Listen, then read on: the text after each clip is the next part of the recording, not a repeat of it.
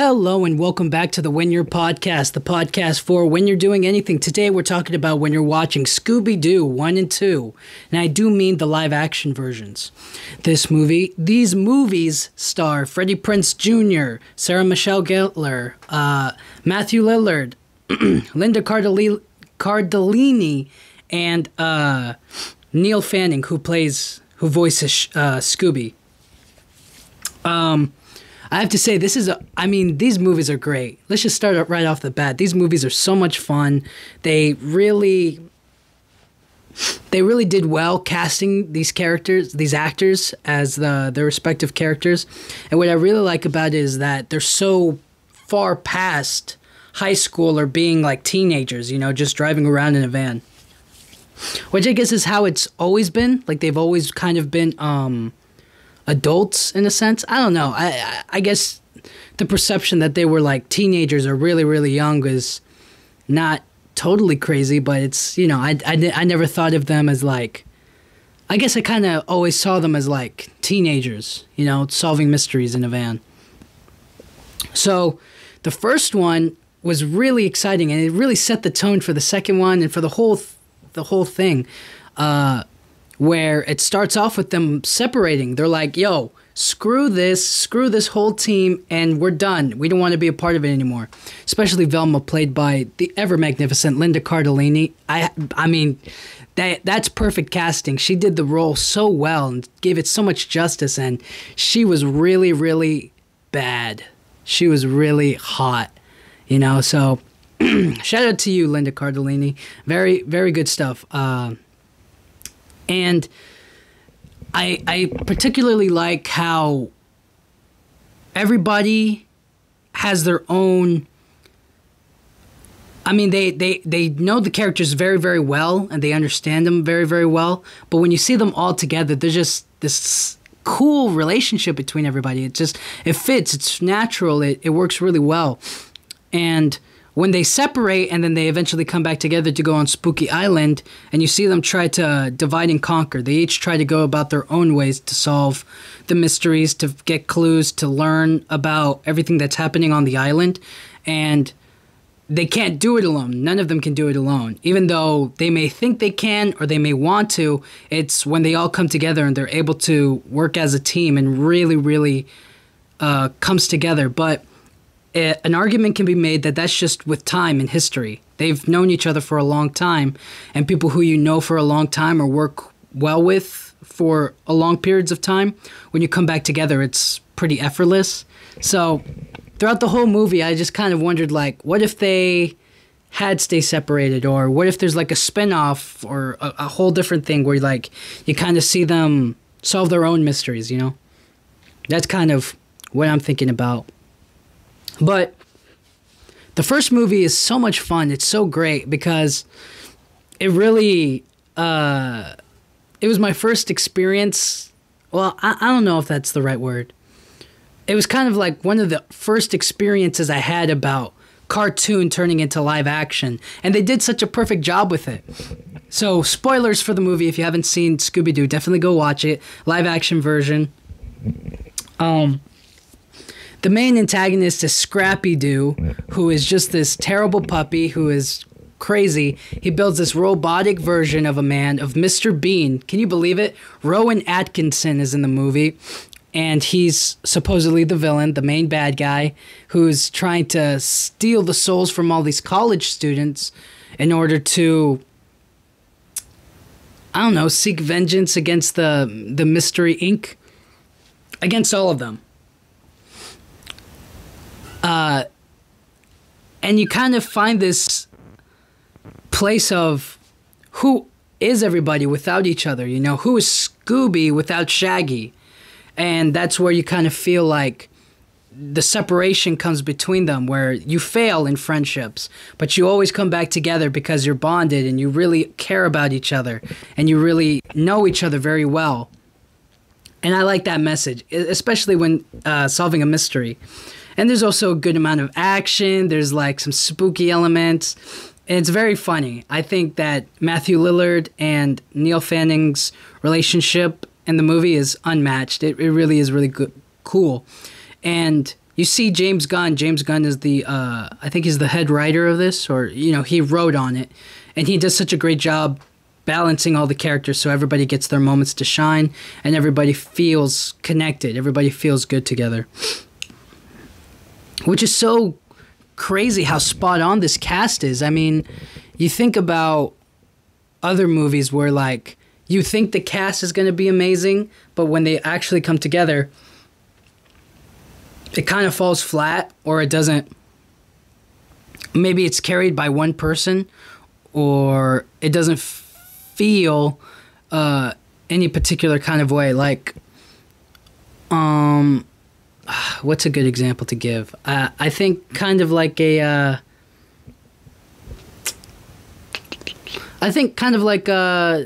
Incredible Hulk, a Hulk kind of a thing. It's just one guy, but they tried to get all these other characters to kind of help him along the way or something, and it just feels like at the end of the day it's just him. He's the one who has to control this whole thing. The Hulk, he has to control it and suppress it and take it deep down inside. I guess that's not a good example because he is really more of a solo character and this is an ensemble. I don't know, maybe the Power Rangers, how like there's the red one and then all the other ones kind of just follow along. But even then, they do a good job of balancing the characters and making them have their own set of moments throughout episodes. So maybe I'm just overthinking it a little bit too much. Anyways, the cast is great. I think that all of them do an especially great job. I think Freddie Prinze Jr. does a really good job of acting very vain and very much like the center front man when all he ever does is just tell everybody to split up for clues and he's not dumb per se, but he doesn't do so much of the heavy lifting. Whereas Velma, she's a genius. She can do anything. She can read a bunch of books. She understands a lot of knowledge. She can do chemistry and science and all of that stuff, math. So she's really vital to the team. She's really important. She can do it all if she wanted to, if she needed to. Which is why it's kind of difficult to figure out where her big flaws are. And then you've noticed that her flaws are in execution. She may have all the data, the facts, and all this other stuff, but when it comes to interpersonal relationships or really connecting with people, she has a difficult time. And if she wanted to do everything by herself, she would have to overcome a lot of her fears. She would have to beat a lot of... she would have to face a lot of things alone, and having people by her side like Daphne and Fred and Shaggy and Scooby who are willing to take on some of the load and do some of the extra things that it takes to solve a mystery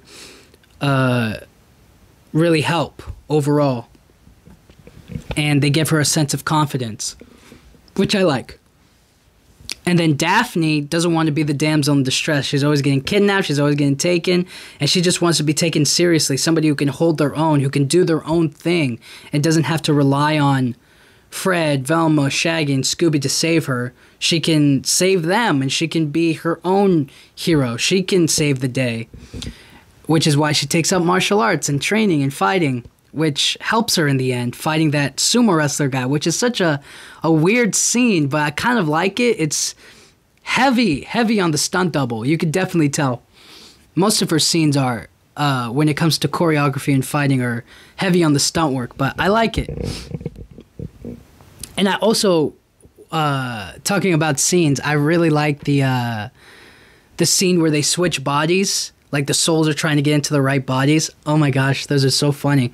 And I don't know what the logistics were when they were recording those scenes.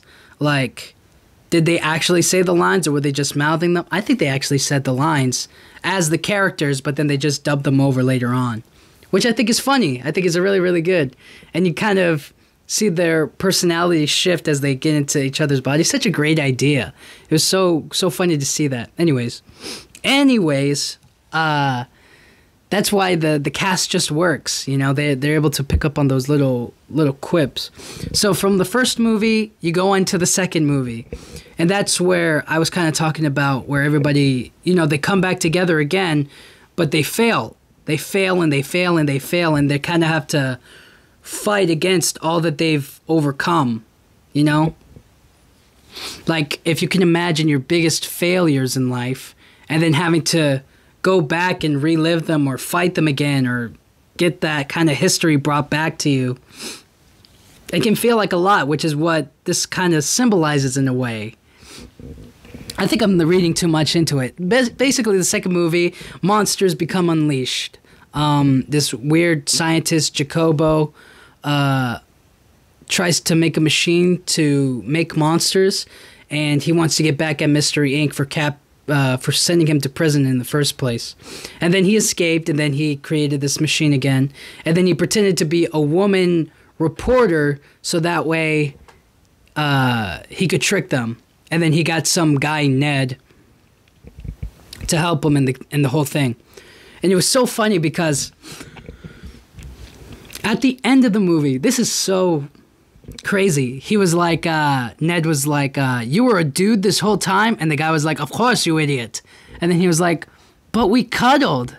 And you know he doesn't mean cuddled. Like they did it down they gave us a PG version of that. What he means to say is he raw dogged him and he had no idea it was a woman. Can you believe that? I mean, I would have believed that, you know, but they go the PG route. They say instead go like, but we cuddled. Be quiet. Shut up. You didn't just cuddle. You didn't just cuddle with this woman. Woman in quotations, because it's definitely not. Is an old man. And then there was a little bit more of a love interest for Velma with Seth Green, which was funny.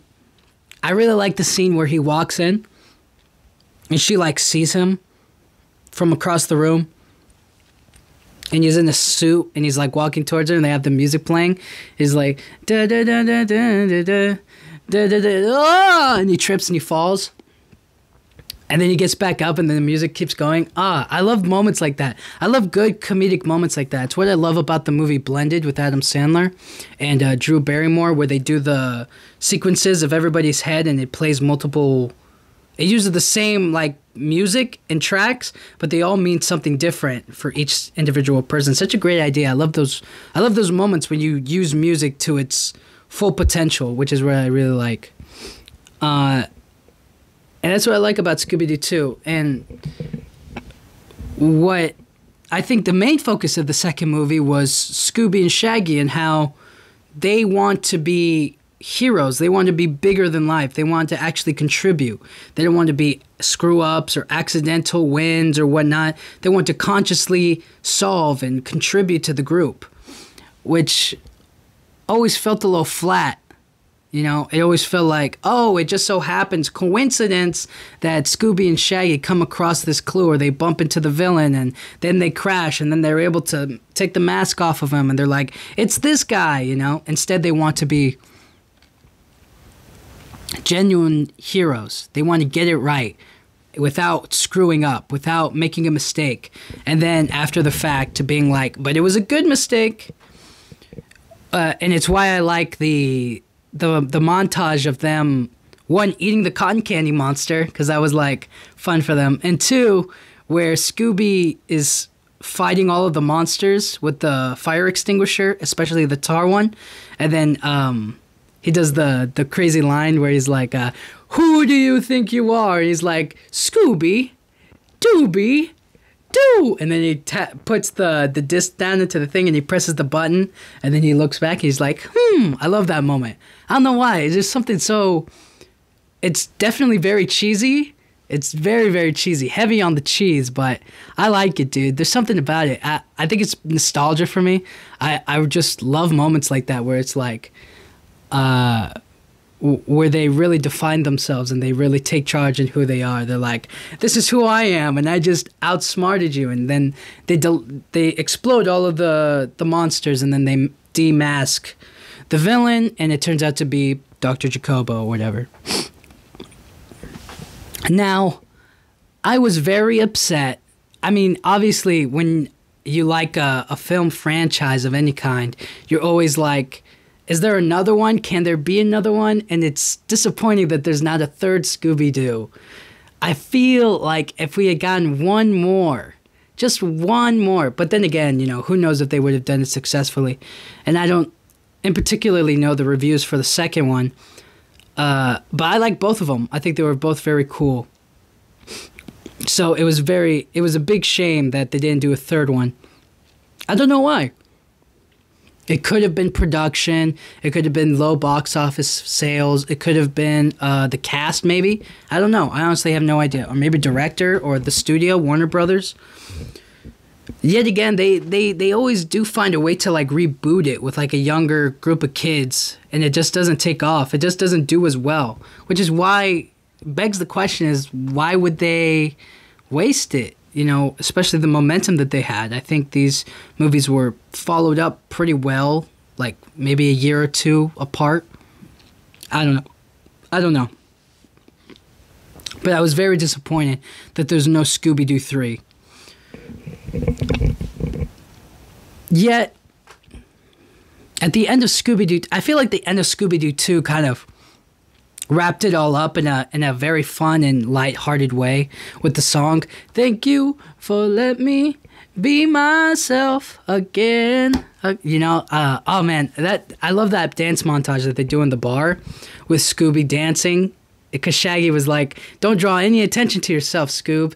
And then the girl comes up to him and is like, "Let's dance." And he's like, "Okay." And then he starts going crazy. He starts dancing in a wig. And then everybody realizes it's them. So, if there was a third one, I have no idea what they would do. Maybe they would do... It's really difficult to say. I mean, they could really go anywhere with it. It could be Scrappy Doo again. They could do a new villain, a new bad guy of some sort. They've put away a lot of people. But if they did, or just bring somebody new into the whole mix. Make it a real creepy, cool kind of mystery. Make it a different kind of mystery. Maybe there's no unmasking or like weird getup, but it's just about like, maybe it's a different kind of unmasking. Unmasking their true intentions of some sort. I don't know. They've already did the media slander in the second one. They already brought back all of the iconic and known villains from like maybe the cartoon and show and stuff. So it is really difficult to say what they would do. Maybe they could do zombies. It's like that zombie Scooby-Doo movie, the Zombie Island or whatever. That would have been cool if they did that live action. Maybe kind of like a Pirates of the Caribbean, Curse of the Black Pearl kind of way. Like they're zombies only when it turns nighttime and they're trying to like get their lives back and whatnot. That would have been cool. Cause I like the song from the zombie movie Zombie Island. 'Cause it's terror time again. You know that song is really good. It's like one of my favorite. And it's like this perfect running sequence with Scooby and Shaggy running away from the zombies. So fun, such a cool thing. That's why I love Scooby Doo. Is I have all of these good attachments with songs to them. I always feel like there's this. They make really good moments, and it's what made me love them as a kid. I was really connected to, and I was drawn to what they were doing. So I would have loved that for Scooby-Doo 3, and it just is really disappointing that they didn't pick it up for a third project. And then when you go and you like look up the other Scooby-Doo live action versions or new movies that come out, because they always, for the Halloween season, they always try to bring it back. They always try to do something new or do like an animated version or like a kid's show of it or a reboot of it. Like they're doing this Velma spinoff. And Velma's canonically lesbian, which I think is great. Cool inclusion. It definitely fits her character. Not that I was saying all nerdy girls who wear sweater vests or sweaters are lesbians, but I think it fits her character. I think it's very fun that she has a crush on a girl. I like it. But yeah, you always see these spin-offs of it, and you never see the live action of it, which I think is a big waste. They should have done a third one, and it breaks my heart just a little bit. So the legacy of Scooby Doo, it just continues. I mean, I don't think there's ever. I remember I used to go to school in this like Scooby Doo backpack. It was like a baseball themed Scooby Doo backpack. I used to, and I was like carrying this backpack, and it was like literally as big as me. Like I couldn't move without it like hitting the back of my calves or whatever. I was so little. I was so young. I have a picture of it. It's such a cute photo. And whenever I look at it, I think about how much Scooby Doo has really impacted my life. I used to have this big pillow of like Scooby Doo, and then it got all ruined, and then it had to be thrown away, which was such a big disappointment.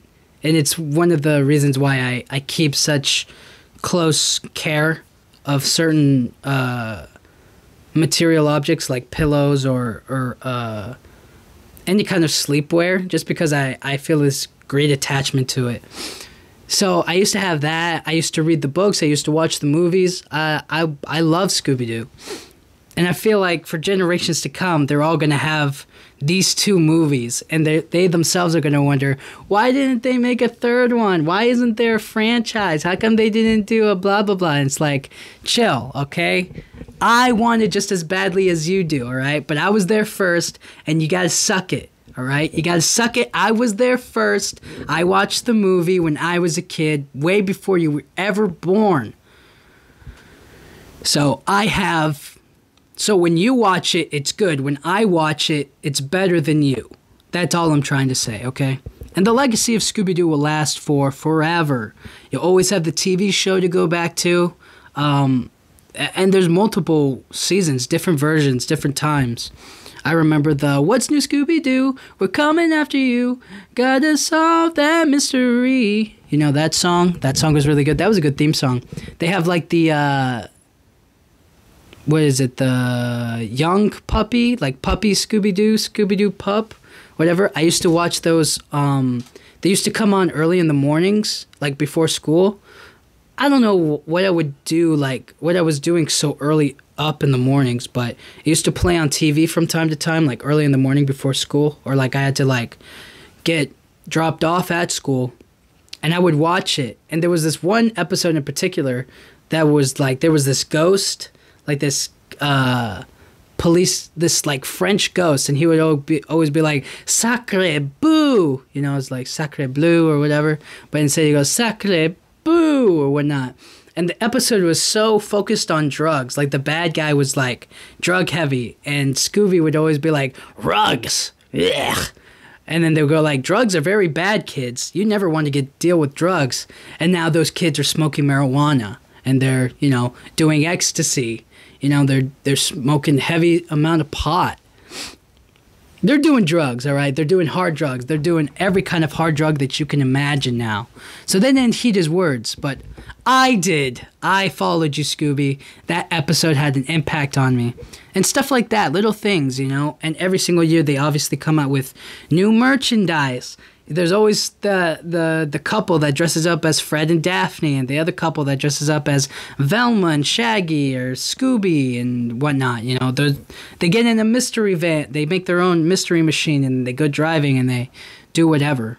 Stuff like that, which I think is cool. It's definitely a good inspiration. I would do it too, but hey, it is what it is. And so, going forward, after watching this, I watched these movies for my horror movie marathon that I'm doing every single day throughout October. And I feel like because I was watching so much horror-themed, so much scary, that I don't find scary, I find it comedic. To watch an actual comedic movie based on like mysteries or supposed horror or whatnot, it was very refreshing, and it was very nostalgic, and it took me back to when I was a kid with the backpack, and I loved mysteries and clues and stuff. So yeah, I feel like it's always going to have a special place in my heart, and for a lot of people as well. And that's where I'll leave it. Thank you guys so much for listening. I hope you guys love Scooby Doo. If not, well, you're missing out, because he's a cool dog. And I feel the sense that it's one of those iconic characters or iconic roles that will never be lost. It will always continue to thrive because it's so ingenious, the idea. I can't think of any other kind of like kid-friendly detective group, you know? I can only think of like maybe superheroes, but they're not necessarily in the detective genre. But that's why I find so fascinating, so cool about Scooby-Doo, and what I think is so cute and fun about it. So anyways, guys, thank you guys so much for listening. I hope you guys liked this episode. And Halloween's getting closer. It's getting closer. So thank you so much for listening again and for watching on the YouTube. It means a lot that you guys watch it. And I will see you guys all next time. Thank you.